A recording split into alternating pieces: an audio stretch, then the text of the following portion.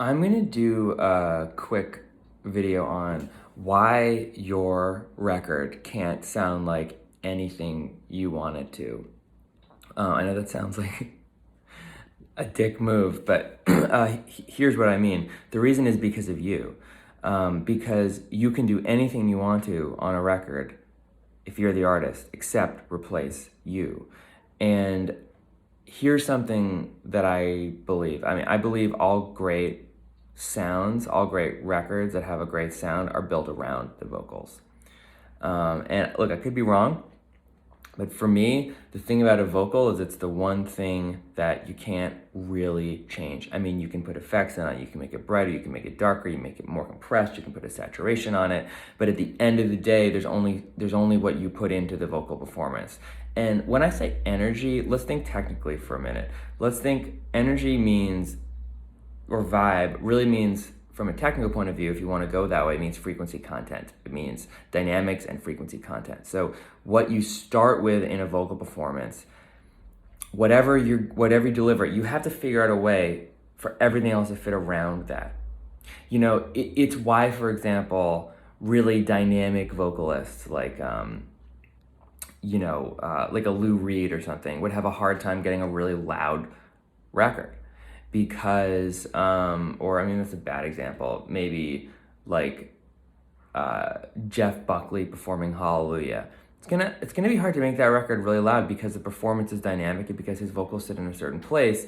And in order to respect that, you need to make a record that reflects that. Think about a record like, once you have the song and once you have the vocal performance in, the record is just spiraling out from those two things. That sets the world for the record. And there's infinite choices, but there's not infinite choices. Meaning within the confines of the energy that you've put down on a vocal performance, you can make infinite choices. But there are confines that you have to work within to make a good record. I mean, sure, you can just do whatever you want and roll over the vocal performance with the record, and it's just like some big beat that just like basically just like tramps over the artist. But I just don't think that a single good record has ever been made that doesn't respect the vocal performance.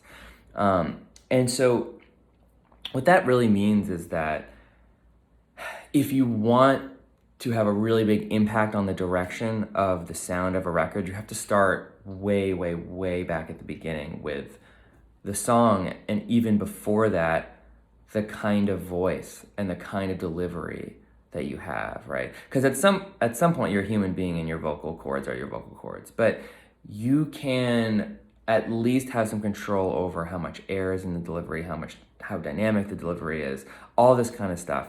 And so I think finding your sound on record really starts with finding your sound as a vocalist. Like if you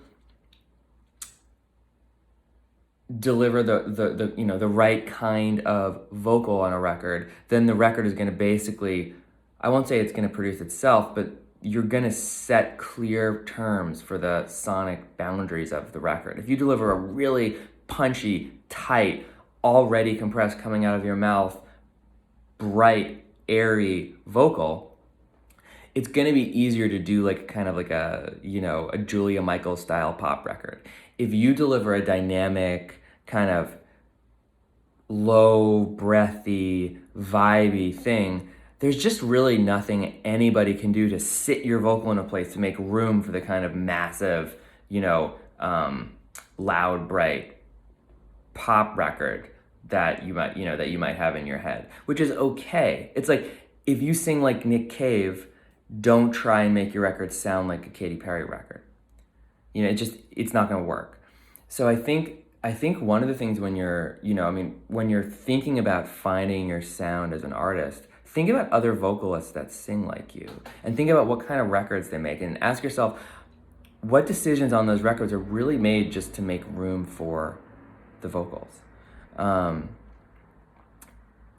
you're going to do less, there's going to be less struggle in the actual production and arranging process because you're going to understand, why you're making the decisions you're making. And a lot of it is because they work with the vocal.